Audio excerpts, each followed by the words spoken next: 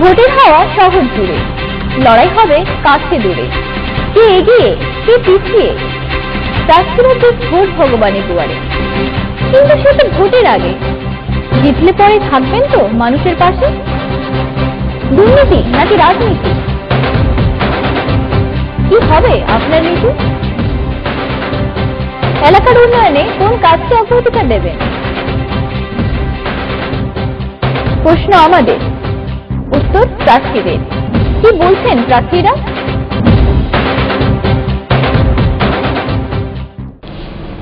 নমস্কার। বেজে গেছে পুরভোটের ডঙ্কা। রাজনৈতিক দলগুলির প্রস্তুতি চলছে জোর কদমে। বাড়ি বাড়ি যাওয়া থেকে মিটিং মিছিল, বাদ পড়ছে না কোনো কিছুই। তৃণমূল, কংগ্রেস, বিজেপি কিংবা বামফ্রন্ট, সমস্ত রাজনৈতিক দলগুলি খামতি রাখছে না প্রচারে। আজ পুরভোটের আগে হাজির হয়েছি আমরাও বিজ্ঞাপনের বিশেষ অনুষ্ঠান পুরো কথা অনুষ্ঠান নিয়ে। আপনাদের প্রশ্ন আমাদের মাধ্যমে উঠে আসছে এই অনুষ্ঠানে। নির্বাচনের আগে তার উত্তর দিচ্ছেন প্রার্থীরা। আজ সাঁইথিয়া শহরে এসে পড়েছি আমরা, যেখানে কংগ্রেসের দীর্ঘদিনের ঘাঁটি আজ থাবা বসিয়েছে তৃণমূল ও বিজেপিরা। আজ আমরা পেয়ে গেছি আমাদের সাথে 15 নম্বর ওয়ার্ডে তৃণমূল কংগ্রেস প্রার্থী বিপ্লব দত্তকে। আপনাদের স্টুডিও আসার জন্য আপনাকে স্বাগত জানাই। আপনাকে প্রথম প্রশ্ন, আপনি 15 নম্বর ওয়ার্ডকে বেছে নিয়েছেন নির্বাচনের জন্য, এই ওয়ার্ড সম্পর্কে আপনার ধারণা কি? এই ওয়ার্ড সম্বন্ধে ধারণা হচ্ছে 15 নম্বর ওয়ার্ড হচ্ছে একটা পরিবার। এই ওয়ার্ডে প্রত্যেকটা মানুষ প্রত্যেকটা মানুষের পাশে থাকে এবং প্রত্যেকের সুখ দুঃখে সকলেই ভাগ করে নেয়, এমন একটা ওয়ার্ড হচ্ছে 15 নম্বর ওয়ার্ড। এই ওয়ার্ডকে বেছে নিতে তাহলে ভোটের ক্ষেত্রে আপনার সুবিধা হবে? ভোটের ক্ষেত্রে বেছে নেওয়ার সুবিধা নয়, আমি গত ইলেকশনে 15 নম্বর ওয়ার্ডেই প্রার্থী ছিলাম এবং ওখানকার মানুষের দাবি যে আপনাকেই আবার এই ওয়ার্ডে প্রার্থী হতে হবে। সেই মানুষজনের দাবি মেনে আমি আবার 15 নম্বর ওয়ার্ডে প্রার্থী হয়েছি। রাজ্যে শাসন ক্ষমতায় এখন তৃণমূল, আর শাসক দলের প্রার্থী হওয়ার জন্য আপনার কি কিছু সুবিধা হচ্ছে? আমি শাসক দলের জন্য সুবিধা হচ্ছে কিনা বলতে পারবো না, তবে নিশ্চয়ই মমতা ব্যানার্জির জন্য আমি সুবিধা পাচ্ছি, কারণ ওনার কাজকর্মের যে মানে কি বলবো, মানে ওনার যে কাজকর্ম, মানে ওটাতে আমি নিজেকে একসাথে থাকতে পেরে আমি নিশ্চয়ই একটু আমি এগিয়ে আছি বই কি। নিশ্চয়ই ওয়ার্ডের বাড়ি বাড়ি গিয়ে প্রচার করছেন নিশ্চয়ই, মানুষজনের কাছ থেকে কতটা সাড়া পাচ্ছেন? এক কথায় অভূতপূর্ব। মানুষ খুবই সাড়া দিচ্ছে, আপনাদের কথা বলতে বুঝতে পাচ্ছেন সবকিছুই। প্রত্যেকটা মানুষ আমাকে দারুণভাবে আমাকে সাপোর্ট করছে, বয়স্করা প্রত্যেকে আশীর্বাদ করছে এবং তারা এরকমও বলেছে যে আপনি যা জিতেছিলেন গতবারে তার থেকে এবার আপনি বিপুল ভোটে জিতবেন। ভোটাররা কি কোনো অভিযোগ জানাচ্ছে নাকি কোনো অভিযোগে এখনো অবধি কিছু পড়েনি? অভিযোগ তো সেরকম কিছু আমার ওয়ার্ডে নেই, কারণ আমি ওয়ার্ডে যে কাজ করেছি, ড্রেন থেকে, নালা থেকে, রাস্তা থেকে, লাইট থেকে, হয়তো 90% আমি কাজ করেছি। যত দিন যাচ্ছে ধীরে ধীরে আপনার বস্তি বাড়ছে, এলাকা বাড়ছে, আবার নতুন নতুন ড্রেন নালা সেগুলো তৈরি করার প্রয়োজন হচ্ছে। যেখানে যেখানে নতুন বাড়ি তো তৈরি হয়েছে তাদের একটা দাবি যে আমাদের বাড়িটা করলাম, এবার আমাদের বাড়ির সামনে নালাটা একটু করতে হবে, ওগুলো তো হবেই। আপনার ওয়ার্ডে 90% কাজ এর মধ্যে কমপ্লিট হয়ে গেছে। আমরা দেখছি এবারে ভোটে বারবারই উঠে আসছে নিহার দত্তের কথা, এক্ষেত্রে আপনার দলের ক্ষেত্রে এই কথা উঠে আসছে, কি বলবেন এই প্রসঙ্গে? নিহার দত্তর কথা তো উঠবেই, কারণ উনি সাঁইথিয়ার মানুষের গভীরে উনি ছিলেন এবং যেহেতু উনি আমার বাবা, সেই হিসাবে তো নিহার দত্তর নামটা সাঁইথিয়াতে আসবেই। আচ্ছা, কংগ্রেস নিহার দত্তের নাম নেওয়াতে বিজেপি, তৃণমূল কংগ্রেস দুজনেই নিহার দত্তের প্রচারের সময় নিহার দত্তের নাম নিচ্ছে। বিজেপি এক্ষেত্রে প্রশ্ন করছে আপনি নিহার দত্ত, আপনি কার? একটা প্রসঙ্গ চলেই আসছে। তা আপনার কাছে সাঁইথিয়ার এই দিকপাল মানুষকে নিয়ে প্রমাণ করার কি কিছু আছে? আমি একটা কথা বলি, নিহার দত্ত কংগ্রেসের নয়, নিহার দত্ত সাঁইথিয়া জনগণের। অবশ্যই উনি আমার বাবা ছিলেন। আমরা এর মাঝে আমরা কথা বলে রাখি যে আমরা কেন কংগ্রেসটা ছেড়ে তৃণমূলে এলাম। আমার বাবা বরাবরই কংগ্রেসে ছিলেন, কিন্তু বরাবর বলবো না, উনিও মাঝে কিন্তু কংগ্রেস ছেড়ে সমাজবাদী দল করেছিলেন প্রণববাবুর আমলে।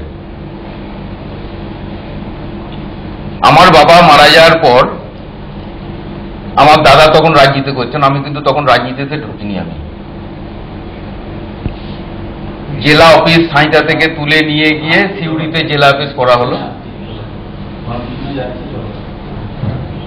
তো ওখানে আমার বাবার একটা ছবি লাগানো হয়েছিল ওখানে, যেহেতু উনি 20 বছর প্রেসিডেন্ট ছিলেন জাতীয় কংগ্রেসের, সেই হিসাবে ওখানে কিন্তু যারা সেই সময় কংগ্রেস দলের এখানে ছিলেন আর কি নেতৃত্বে, তারা কিন্তু এসে প্রথমেই তারা করেছিল ছবিটাকে খুলে রাস্তায় ফেলে দিয়েছিল।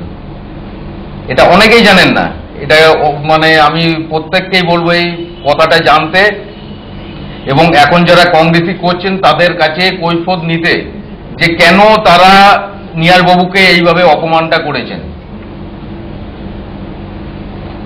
এবং আরেকটা কথা আমার বাবা বলে গেছিলেন মারা যাওয়ার আগে, যে রাজনীতি উনি পছন্দ করতেন না, উনিও চাননি যে আমরা রাজনীতিতে ঢুকি, কিন্তু বলেছিলেন যে যদি রাজনীতি করতে হয় সম্মান নিয়ে রাজনীতি করবি। তো সেই হিসাবে আমরাও যে দলে সম্মান পাইনি সেই দল আমরা সঙ্গে সঙ্গে ত্যাগ করেছি, আর এই দলে এসে কিন্তু আমরা অনেক সম্মান পেয়েছি। যদিও শাসক দল, আমরা একটা অন্য দল থেকে ঢুকছি, কিন্তু এই শাসক দলে আমরা যা সম্মান পেয়েছি কংগ্রেসে থাকা বলতে আমরা এই সম্মান পাইনি। কিন্তু সম্মানটা কি শুধুমাত্র দল চেঞ্জ করার জন্য তো হতে পারে, যে আপনি এক দল থেকে আসছেন, তাদের ক্যান্ডিডেট বাড়ছে, তাদের প্রার্থী বাড়ছে, সেটার জন্য তো সম্মানটা হতে পারে না। না, যেহেতু একটা সরকার চলছে, আমার যেহেতু সরকার আমার দলে অনেকেই আসবে, তুমি এসেছো তুমি থাকো, ব্যাস ঠিক আছে এইটুকুই। কিন্তু তা বলে যে আমাকে নিয়ে, কারণ নিয়েই তারা আমাকে যে সম্মানটা দেবে, মানে এটা কিন্তু আমিও চিন্তা করিনি। জল প্রকল্পের জন্য টাকা বরাদ্দ হলো, কাজ সম্পূর্ণ হয়নি, অসম্পূর্ণ থেকে গেছে। সমস্যাটা কোথায় হয়েছে? সমস্যা কোথাও কিচ্ছু হয়নি, কাজ হয়নি, কাজ তো চলছে। আমাদের 2টো রিজার্ভার হয়ে গেছে অলরেডি কমপ্লিট। একটা কাজ করতে একটা যে দরকার সেই সময়টুকু তো মানে অতি অবশ্যই দিতে হবে। আমি তো আর এটা তো আর একটা সেই 1তলা 2তলা বিল্ডিং নয় যে আমি আজকে টাকা পেলাম আর আমি 1 বছরের মধ্যে আমি ঘর কমপ্লিট করে দেখিয়ে দিলাম। 2টো রিজার্ভার আমার কমপ্লিট হয়ে গেছে। বোরিং যেসব জলের উৎস যেগুলো, সেগুলো সমস্ত কমপ্লিট হয়ে গেছে। জলের পাইপ সমস্ত ঢুকে গেছে। লেইং এর টেন্ডার হয়ে গেছে। এবারে এই বোর্ড এলে এবার লেইং এর কাজও শুরু হয়ে যাবে। মানুষের কাছে এখনো জল পৌঁছায়নি। জল তো পৌঁছাবে। আমরা 2015-র 31শে ডিসেম্বরের মধ্যে আমরা বাড়িতে বাড়িতে জল আমরা ঢুকে দিতে পারবো। আপনি বললেন কংগ্রেস থেকে তৃণমূলে এসেছেন, কিন্তু তৃণমূল আর কংগ্রেস একজোট হয়ে কাজ করাটা কি আরো গতি এসেছে? কাজের গতি কি বেড়েছে? এই জল প্রকল্পে হোক বা রাস্তাঘাট যে কাজেই হোক। তৃণমূল আর কংগ্রেস বুঝলাম না, আরেকবার বলুন। কংগ্রেস থেকে আপনি তৃণমূলে এসেছেন ঠিকই, কিন্তু তৃণমূল আর কংগ্রেস তো একজোট হয়ে কাজ করেছে আগেও। তো এই জোটের কি কোনো গতি এসেছে জোটে কাজ করার ফলে? দলটাকে বলছেন আর কি, তৃণমূল কংগ্রেস। হ্যাঁ, তৃণমূল কংগ্রেস আসার পরে তো অতি অবশ্যই আপনার কাজের গতি অনেক বেড়েছে। তার প্রমাণ হচ্ছে আমি চেয়ারম্যানও হয়েছিলাম। আমি 6 মাসের জন্য, আমি জানুয়ারি শেষের দিকে আমি চেয়ারম্যান নিয়ে জুলাই মাসে বোর্ডের আন্ডারে এসডিওর আন্ডারে চলে গেল। এই 6 মাসে আমরা যে কাজের জন্য সাঁইথিয়ায় যে টাকা আনতে পেরেছি, আমরা গত 5 বছরে অত টাকা আনতে পারিনি। তার মানে একজোটে কাজ এগিয়েছে অনেক অনেক, মানে এতটাই যে চিন্তা করা যায় না। এখন সময় একটা ছোট্ট বিরতি, ফিরে আসছি বিরতির পর, সঙ্গে থাকুন। ভোটের হাওয়া শহর জুড়ে, লড়াই হবে কাছে দূরে, কে এগিয়ে কে পিছিয়ে, রাষ্ট্রপতি ভোট ভগবানের দুয়ারে। কিন্তু সে তো ভোটের আগে, জিতলে পরে থাকবেন তো মানুষের পাশে? দুর্নীতি নাকি রাজনীতি, কি হবে আপনার নীতি? এলাকার উন্নয়নে কোন কাজকে অগ্রাধিকার দেবেন? প্রশ্ন আমাদের, উত্তর প্রার্থীদের। কি বলছেন প্রার্থীরা?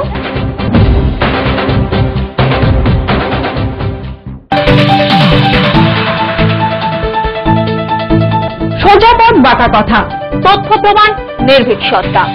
গলি থেকে রাজপথ, সর্বত্রই জনতার চিৎকার। আমাদের প্রকাশ, নতুন ভাবে নতুন স্বাদে বিজ্ঞাপন সংবাদ।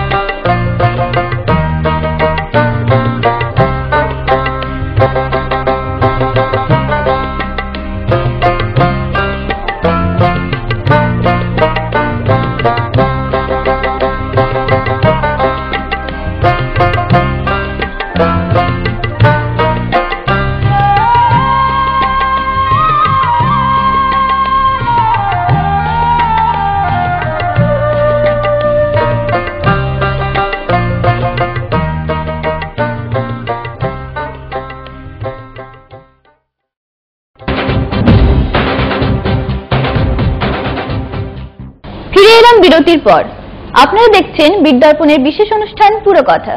আমাদের সঙ্গে আছে সাঁইথিয়া শহরে 15 নম্বর ওয়ার্ডে তৃণমূল কংগ্রেস প্রার্থী বিপ্লব দত্ত। আমরা যে প্রসঙ্গে ছিলাম, এখানে ফায়ার ব্রিগেডের জন্য মন্ত্রী জমি পরিদর্শন করে গেছেন, কিন্তু তারপরও সেরকম ভাবে কোনো কাজ এগোয়নি। এতে কি আপনাদের মানে পৌরসভার কি কোনো তদারকি ক্ষেত্রে কোনো ঢিলেমি ছিল? এখানে পৌরসভার ঢিলেমি সেরকম কিছু ছিল না। যেটা হয়ে আছে, আমরা বিএলআরও থেকে এখনো অবধি সেরকম কোনো কাগজপত্র আমরা এখনো জোগাড় করে উঠতে পারিনি। ওখানে একটা প্রবলেম যেটা হয়েছিল যে ওর সামনে বোধহয় কিছু একটা অবস্ট্রাকশন কিছু একটা জায়গা আছে, তার জন্য ওখানে একটা নো অবজেকশন সার্টিফিকেটটা আমাদের কাছে এসে পৌঁছায়নি। এবং আমরা আশা করছি আমরা এই বোর্ড গঠনের পরে, মানে বোর্ড গঠন আমরাই করবো, এটা কিন্তু মাথায় ঢুকিয়ে রাখুন। আসার পরে আমরা 3 থেকে 4 মাসের মধ্যে কিন্তু ওই জমি আমরা নিয়ে ওখানে দমকল আমরা চালু করবো। আপনারা যে এরকম রিপোর্ট কিছু পাননি, সেভাবে কিছু চিঠি বা কিছু দেওয়া হয়েছে? চিঠি চাপাটি এগুলো সবই আমাদের হয়েছে আর কি।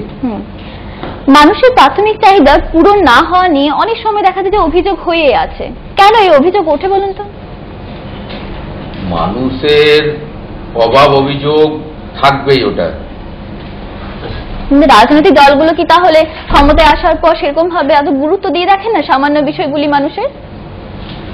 যারা আমরা জিতে আছি, আমরা সবসময় চেষ্টা করি মানুষের অভাব অভিযোগ গুরুত্ব দিয়ে দেখার। আমরা একটা কথা বলে রাখি যে আমরা 20 বছর এই পৌরসভাতে আমরাই ছিলাম, এতদিন কংগ্রেসে ছিলাম, এবারে তৃণমূলে এসেছি। আমরা কিন্তু বরাবর একটা কথা যে আমরা বিরোধী পক্ষে ছিলাম। আমরা সেরকম কোনো কিছু সেরকম আনতে পারিনি, টাকা বলুন পয়সা বলুন কোনো কাজের জন্য। এবারে কিন্তু আমরা এসেছি শাসক দলের সাথে। মমতা ব্যানার্জির একটাই কথা, উন্নয়নের পাশে কিন্তু উনি আছেন, থাকবেন, এবং তার আমরা প্রমাণও পেয়েছি এই গত 6 মাসে। সেই হিসাবে আশা করি সামনের দিন আর বোধহয় আপনাদের এরকম কথা শুনতে হবে না। মানে আপনি বলতে চাচ্ছেন বিরোধী দল যদি শাসন ক্ষমতায় থাকে, তাহলে যদি মানুষের জন্য কাজ করা হয় তাহলে কিন্তু কোনো কিছু এগোবে না? আমি সেটা বলতে চাইছি না। একটু তো ধরুন সেরকম অসুবিধা হয় বই কি, সেখানে কি দলের ব্যাপার চলেই আসবে যেখানে শাসন ক্ষমতায় থাকলেও? আমরা যেমন আমরা বরাবর সিপিএম এ ছিলাম। আমরা মানে যখন আমরা ছিলাম সিপিএম আমাদের ইয়েতে ছিল, সরকারে ছিল সিপিএম। আমরা অনেক কিছু চেষ্টা করেও আমরা কিন্তু টাকা পয়সা আনতে পারিনি। তার মানে এখানে দলের বিরোধিতা রয়ে গেছে। সিপিএম আমলে তো আমরা এটাই দেখে এসেছি। আমরা দেখেছি সাঁইথিয়া শহরের যানজট একটা সব থেকে বড় সমস্যা। কেন এই যানজট সমস্যাটা কিসের জন্য হচ্ছে? সাঁইথিয়া শহরটা হচ্ছে পূর্ব পশ্চিমমুখী একটা শহর। একটাই রাস্তা এবং যানজট আছে, এটা আমি অস্বীকার করছি না। আমি তার প্রধান কারণ হচ্ছে রেল ব্রিজ। রেল ব্রিজ সম্প্রসারণ না করলে এই যানজটটা কিন্তু খুব সহজে যাবে না।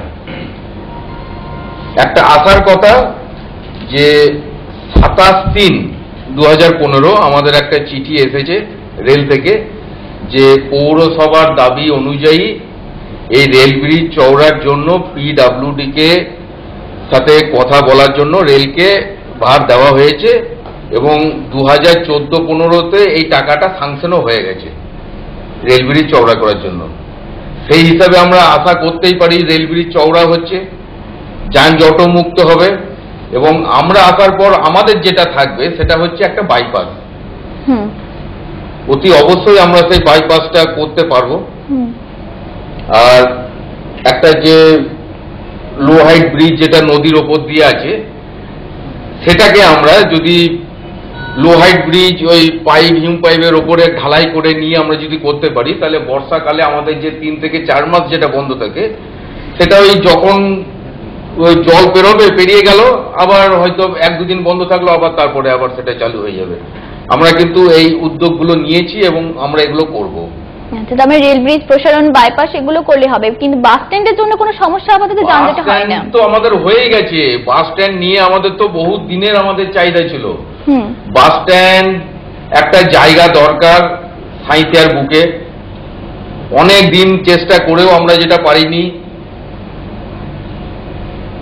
আমাদের অনুব্রত মণ্ডল মাননীয় সভাপতি, ওনার প্রচেষ্টায় রাজীব বন্দ্যোপাধ্যায়কে দিয়ে আমাদের ইরিগেশন থেকে 4 বিঘে জমি অলরেডি আমাদের হস্তান্তর হয়ে গেছে এবং অলরেডি কাজও চলছে, ডিপিআর তৈরি হয়ে গেছে, ভেটিং এ দেওয়া আছে এবং একটা সুপরিকল্পিত বাস স্ট্যান্ড আমরা সাঁইথিয়া মানুষকে খুব তাড়াতাড়ি উপহার দিতে চলেছি। খুব ভালো। শহরের রাস্তা দখল মুক্ত হবে কি করে? দখল মুক্ত আছে, এই সমস্যাটা আছে। আমরা চেষ্টা করব যে পিচ রোডটাকে আরেকটু সম্প্রসারণ করলেই আমরা আশা করি যেন দুটো গাড়ি দুপাশ দিয়ে যেন যাওয়া আসা করতে পারে। এটা করলেই কিন্তু আমাদের অলরেডি আর যানজটের সমস্যাটা থাকবে না। আচ্ছা দাদা, নতুন ভোটার একটা সবসময় একটা সব দলের কাছে একটা ফ্যাক্টর হয়ে দাঁড়ায়। আপনি কংগ্রেস থেকে তৃণমূল এসে নতুন দলের প্রার্থী, কিভাবে এই নতুন ভোটারদেরকে আপনার কাছে টানবেন কিভাবে? নতুন ভোটার কাছে টানবো বলতে অলরেডি তারা আমাদের দিকেই আছে, তার অনেকগুলোই কারণ আছে। আমরা সাংস্কৃতিক দিকে আমরা যথেষ্ট আমরা উৎসাহ দিই। আমাদের একটা এয়ার কন্ডিশন একটা পৌরসভার সাংস্কৃতিক হলও আছে যেখানে আমরা অল্প পয়সাতেই তাদেরকে মানে ভাড়া দিয়ে নিই আর কি তাদের কাছ থেকে। তাছাড়া ধরুন বই মেলা থেকে আরম্ভ করে সমস্ত কিছুতেই আমরা কিন্তু তাদেরকে ইনভলভ করি আমরা। আচ্ছা, সৌন্দর্য বৈভব দিয়ে আশা করছি নতুন ভোটারকে আকর্ষণ করা যাবে। কেন মনে হচ্ছে ভোটার আপনার সঙ্গে থাকবেন এইসবই কারণের জন্যই? ভোটার যেখানে কাজ পাবে মানুষ, মানুষ তো সেই দিকেই থাকবে। সেটা অবশ্যই, নতুন ভোটার হোক পুরনো ভোটারই হোক। আপনার পজিটিভ দিক কোনগুলো? আমার পজিটিভ দিক, আমার ওয়ার্ডের পজিটিভ দিক হচ্ছে আমার কাজকর্ম, রাস্তাঘাট, ট্রেন, লাইট, মানুষের সাথে থাকা, মানুষের সাথে মেশা, এইগুলোই। আপনার ইউএসপির মূল বিষয় কি? আমার ইউএসপি হচ্ছে আমার ওয়ার্ডে মানে কাজকর্ম, আমার ওয়ার্ডের ওয়ার্ড কমিটি যে শক্তিশালী যে আমার ওয়ার্ড কমিটি, আমার ওটাই হচ্ছে আমার ইউএসপি। লাভপুরের বিধায়ক মনিরুল ইসলাম আপনাদের সাঁইথিয়া জেলাতে রীতিমতো প্রচার চালাচ্ছে জেতানোর জন্য একদম। এর যদি একদম পজিটিভ দিক হয় তাহলে তার বিতর্কিত মন্তব্য কি আপনাদের সমস্যায় ফেলে দেবে? না না, বিতর্কিত মন্তব্য সমস্যা ফেলার তো কোনো কারণ নেই। উনি যখন এই মন্তব্য করেছিলেন তখন উনি বিরোধী দলে ছিলেন, আমরা বিরোধী দলে ছিলাম। এটা তো কথায় কথায় তো মানুষ বলেই, আমার কোনো শত্রু পক্ষে কেউ আমি কথায় কথায় বলি বা উনিও আমাকে গাল দেন, এটাই মানে এর জন্য কোনো ইয়ে আছে না, এগুলো একটা অন্য ব্যাপার। এগুলো আমরা যদি লোকসভা নির্বাচনের ক্ষেত্রটা দেখি, দেখা যায় যে তৃণমূল কংগ্রেসের থেকে ভালো ফল করেছে বিজেপি। পুরোপুরি কি সেটা কোনো ফ্যাক্টর হয়ে দাঁড়াবে? 1%ও না। কারণ মানুষ একটা গ্যাস বেলুন একটা সেই মুহূর্তে ছিল আর কি, গ্যাস বেলুনের গ্যাস কিন্তু বেরিয়ে গেছে, সেটা কিন্তু মানুষ বুঝে নিয়েছে। কেন বিজেপি সরকার এসে কি? বিজেপি সরকার একটা বিরাট চাহিদা ছিল মানুষের, বোধহয় এই সরকার এসে বোধহয় আমূল পরিবর্তন করে দেবে, বিরাট কিছু হয়ে যাবে। যারা একবারে গরিব না খেতে পাওয়া মানুষ, ওদেরও বোধহয় 3 তলা বাড়ি হয়ে যাবে, একটা মানুষের ধারণা ছিল কিন্তু একটা। আর লোকের মুখে মুখে প্রচার BJP BJP BJP, Modi Modi Modi. Modi তো মানে নিজেকে ওই দলের একটা ব্র্যান্ড অ্যাম্বাসেডর করতে চাইছে, নাহলে যার একটা কোট কোনদিন ওই 2 কোটি টাকা দিয়ে বিক্রি হয়। কিন্তু সেটা তো তিনি তার এতে কাজে লাগিয়েছেন, দান কাজে লাগানোর কথা হচ্ছে না। একটা কোট 2 কোটি টাকা 3 কোটি টাকা দাম উঠছে কেন, আগে ওটা দেখুন। ওনারই কেউ কিনছেন মানে মোদিকে হাইলাইট করার জন্য, যে মোদির কোট আমি কিনছি আর কি। কেন উনি কি, উনি তো সাধারণ মানুষ একজন, উনি তো মানুষেরই কাজ করতে এসেছেন। মোদি সরকার কি কোনো কাজই করছে না বলে মনে হচ্ছে? আপনারা বলুন না যে ওনারা নতুন এসে কি কাজ, যা পুরনো সরকারে যেসব কাজকর্ম যেগুলো ছিল সেইগুলোকেই এগিয়ে নিয়ে চলেছে। নতুন ওনাদের কি আছে? ওই কাজগুলোকে তো এগিয়ে যাচ্ছে। ওটা তো যে সরকার থাকবে সেই এগোবে। আচ্ছা ঠিক আছে, শেষ প্রশ্ন, ভোটারদের উদ্দেশ্যে কি বলবেন? ভোটারদের উদ্দেশ্যে বলবো যে আপনারা সকলে এই মাটি মানুষের সরকার মমতা বন্দ্যোপাধ্যায় সরকারের হাত শক্ত করুন, তাদের প্রত্যেককেই ভোটে জেতান, উন্নয়নটাকে করুন, আর সকলে ভালো থাকুন, ব্যাস এইটুকুই। আমাদের হাতে আর একদমই সময় নেই, আমাদের অনুষ্ঠান এখানেই শেষ করছি। আমাদের সাথে ছিলেন 15 নম্বর ওয়ার্ডের তৃণমূল কংগ্রেস প্রার্থী বিপ্লব দত্ত। আপনারা দেখছিলেন পুরো কথা বিদ্যাপনের বিশেষ অনুষ্ঠান। সঙ্গে থাকুন, দেখতে থাকুন বিদ্যাপন, আপনার পাশে সর্বদা। ভোটের হাওয়া শহর জুড়ে, লড়াই হবে কাছে দূরে, কে এগিয়ে কে পিছিয়ে, প্রার্থীরা ভোট ভগবানের দুয়ারে। কিন্তু সে তো ভোটের আগে, জিতলে পরে থাকবেন তো মানুষের পাশে? দুর্নীতি নাকি রাজনীতি, কি হবে আপনার নীতি? এলাকার উন্নয়নে কোন কাজকে অগ্রাধিকার দেবেন? প্রশ্ন আমাদের, উত্তর প্রার্থীদের। কি বলছেন প্রার্থীরা?